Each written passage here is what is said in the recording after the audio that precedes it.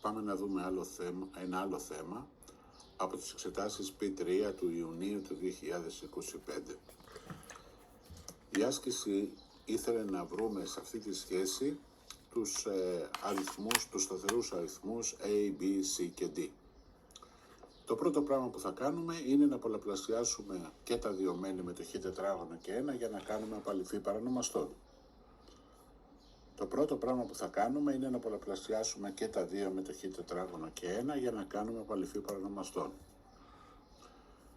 Οπότε έχουμε πάρει τη σχέση που βλέπετε στον πίνακα. Τώρα, επειδή το πρώτο μέλος είναι πολυώνυμο ως προς χ, θα θέλαμε και το δεύτερο μέλος να είναι πολυώνυμο ως προς χ. Γι' αυτό θα κάνουμε τις πράξεις, δηλαδή θα κάνουμε την επιμεριστική ιδιότητα. Θα προσπαθήσουμε το δεύτερο μέλος να το φτιάξουμε σαν πολυώνυμο ως προς χ. Άρα στη σχέση αυτή τώρα θα πρέπει οι συντελεστές των αντίστοιχων ομοιοβάθμιων όρων να είναι ίσοι.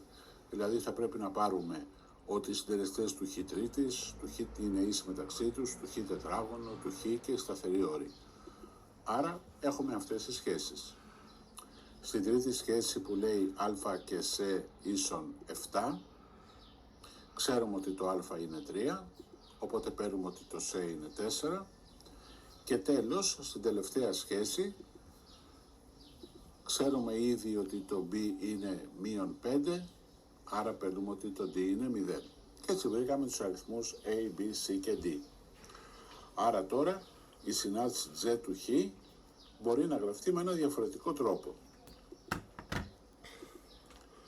Στο επόμενο ερώτημα της ίδιας άσκησης τους έδινε αυτό το σχήμα που είναι η γραφική παράσταση της z και τους ζητούσε να βρούνε το εμβαδόν της περιοχής R χρησιμοποιώντας αλγεβρική ολοκλήρωση. Και μάλιστα τους λέει ότι το αποτέλεσμα πρέπει να είναι της μορφής α και ln β, όπου α και β είναι σταθερές που πρέπει να βρείτε. Αρχικά, αν παρατηρήσουμε το ολοκλήρωμα που θέλουμε να βρούμε, είναι το ολοκλήρωμα το οποίο φτιάχνεται από τη γραφική παράσταση της J, τον άξονα Χ και τις κατακόρυφες ευθείες 2 και 3. Και η J είναι πάνω από τον άξονα Χ. Άρα πρέπει να υπολογίσουμε αυτό το ολοκλήρωμα. Θα πάρουμε λοιπόν. Αντικαθιστούμε την J του Χ σύμφωνα με τη μορφή που είχαμε βρει στο προηγούμενο ερώτημα. Οπότε τώρα το ολοκλήρωμα είναι απλούστερο. Γιατί?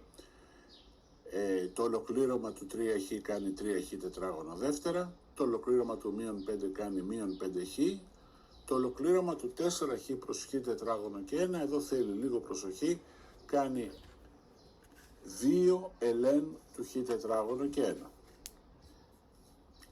Δεν έχουμε παρά να κάνουμε τις πράξεις, δηλαδή να βάλουμε μια φορά στην έκφραση που είναι μέσα στο κουτί όπου χ το 3 και μια φορά από χ το 2 και να τα αφαιρέσουμε.